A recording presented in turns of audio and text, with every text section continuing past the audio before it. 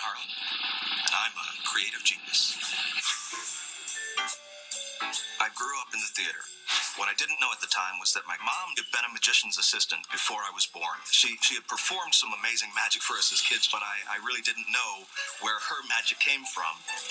One of her best tricks, I think, was to produce a bar of soap from behind my ear to get me to take my bath. I think that's the real magic of a mother right there. Tonight I'll be performing one of my inventions. It's the most popular card trick of the modern age. I wouldn't be surprised at all if Penn and Teller already know how this trick is done. But I've got a twist for them.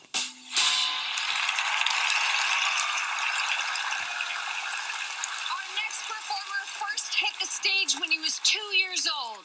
I wonder if he regrets all the time he wasted for the first 23 months of his life. Please welcome Dan Harlan. Thank you so much. Thank you, everyone. I'm a creator of magic, and I wanted to share with you one of my favorite creations that's also been very popular with magicians around the world. Something I came up with 25 years ago. And it uses this deck of cards on which I've drawn a picture, a little stick figure magician. Now, I haven't just drawn him on this card. I've actually drawn him on all of the cards, and all of those pictures are a little bit different. So that if I do this, he appears to move. He reaches up, takes off his hat, and he's about to pull something out. But you know, I don't want you to see what that is yet, because I'm going to need a card named. Now, I could just ask Penn to name a card, but he would say the 3 of clubs, most likely. And I'm going to use the time-honored traditional committee method. Now, since I don't know anyone here, I'm just going to select somebody, and I'm going to toss my little friend here. He's for good luck. His name is Bones. Here we go. Oh, right next to you. Can you get him? Yeah, fantastic. Will you stand for me, please? Hi. And what is your name? Erica, here's what I'd like you to do. I want you to imagine that you have an invisible deck of cards, and you've separated them for some reason or another into the red cards on one side and the black cards on the other side. So you have 2 imaginary piles there, and what I'd like you to do is to select one of them to keep. Whatever you choose is what we'll use. So would you like the red cards or the black cards? The red cards. The red cards? Well, then we'll take the black cards and just toss them away. Do the same thing in your mind. Now, I'd like you to take Bones and hand him to the person next to you. And thanks, you may be seated. Thank you so very much. And would you please stand for me? Hi, and applause for her as well. And what's your name? Troy Netta.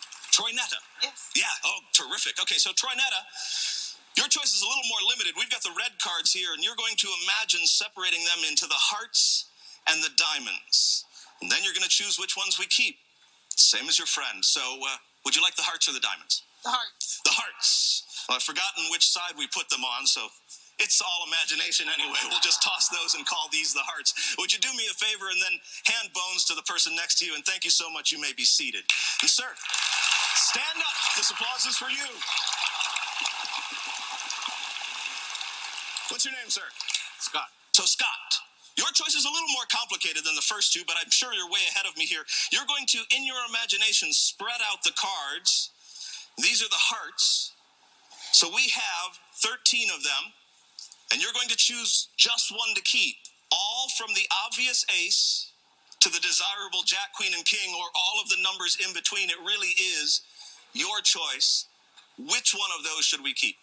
The 10 of hearts. The 10 of hearts. So in your imagination, I want you to separate out, I'm not sure exactly, I think it's right about there. You separate out all the other cards and you toss them aside, leave the 10 of hearts right out in the open like that. That's fantastic. And then toss Bones up to me. Not bad. Oh, almost. Again, don't be concerned about him. It's his job. He's going to watch the rest of this from right here in my pocket. Now, if I remember correctly, you've all decided on the 10 of hearts, yes? And you won't be surprised that there is, in fact, a 10 of hearts in this deck. And so I'm going to replace your imagination with something very, very real. An actual card, the 10 of hearts, so that we don't forget which one you've chosen. And now, let's see the magician perform. He reaches up. He takes off his hat. He reaches inside. Now, most people expect him to pull out a rabbit. And those do look like ears, but they're not.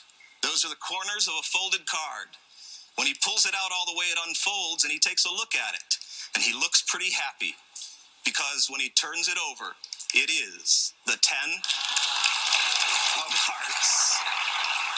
The very same one. Dan Harlan, everyone!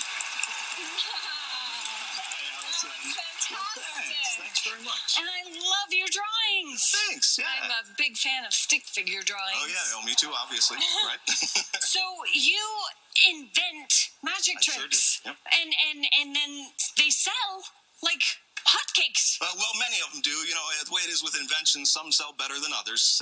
You just got to Right. keep at it until you come up with something good. But you have, if I'm not mistaken, the magic trick that sold the most out of any magic tricks. That would be this one right here. That's so cool. And then you decided to bring it on to fool Penn and Teller. Sure, What if they bought it? it's very likely that they know this trick. As a matter of fact, I brought it on because it's my first chance to perform it on television for everybody, and I really wanted to do something that's close to my heart. Okay, well, it's time to go to the boys. How many tricks can someone get in magic that they can buy in a shop and that they can learn and is good enough to destroy people on national TV?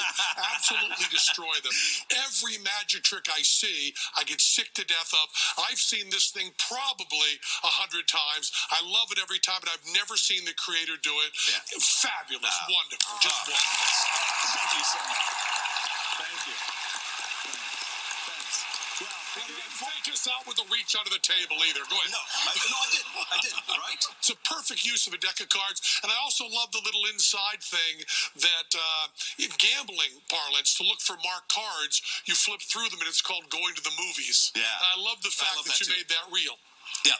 Now, I do have to say one thing though, and you may not like this, but because of what you've said, I absolutely have to say it.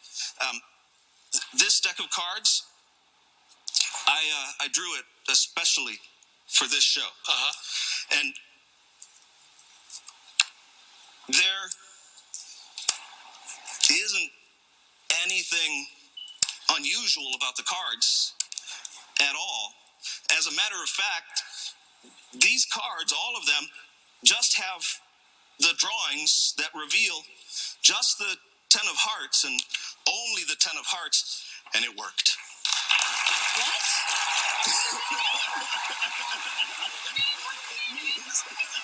It means that you guys...